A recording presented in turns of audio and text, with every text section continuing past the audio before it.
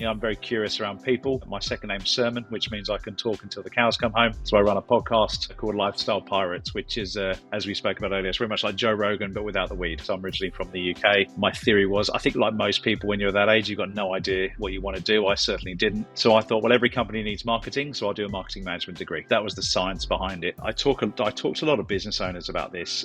There's a concern where that kind of interaction at work is almost becoming too transactional. It's almost like ordering an Uber. It's almost like ordering your Uber Eats or a WhatsApp chat. There's no curiosity, because I'll Teams or Slack you a message. I probably won't even ask how you are or what you do at the weekend. I'll just go, Anthony, I need this, or are you in today? Great, can you help me with this? So that kind of layering and building relationships, and maybe just being curious about what you're working on in the AI space, or hey, what businesses, you mentioned you do digital transformation, so what are some of the things that businesses are asking you to do now? Hey, that's cool. I might have someone I can introduce you to, or we might be going through that bit as well. If you don't give conversation a time, then you don't really grow. You don't learn anything. I'd go, hey, you're sending your euros to, this Spanish developer. What's their name? And so the client, you'd give me the developer's name. So what I would do is then help you with your payment. Could be your deposit, your balance payment, stage payment, what have you. Then I'd call you and say, hey, Anthony, just so you know, we've just helped this client transfer some funds to your bank account to secure their property or pay for their property. Do you deal with any others? And of course they did. And so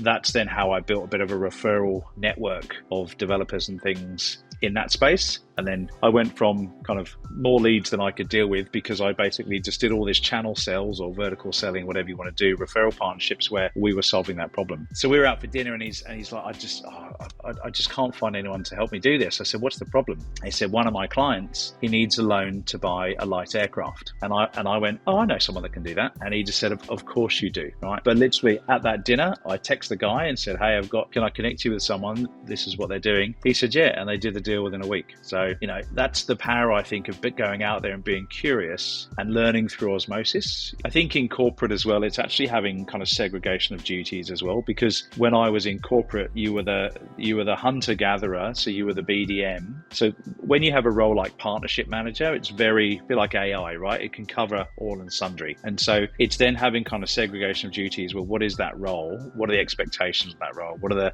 things that I need to think about? You're advising the person about what it is you do to then build enough trust for them to give you their clients. This is where business owners will probably have a slight advantage to employees that are in maybe a sales function or any other function. Is business owners can kind of choose who they do business with. It's one of the perks of doing business is if you don't want to deal with that person, you don't have to do business with them.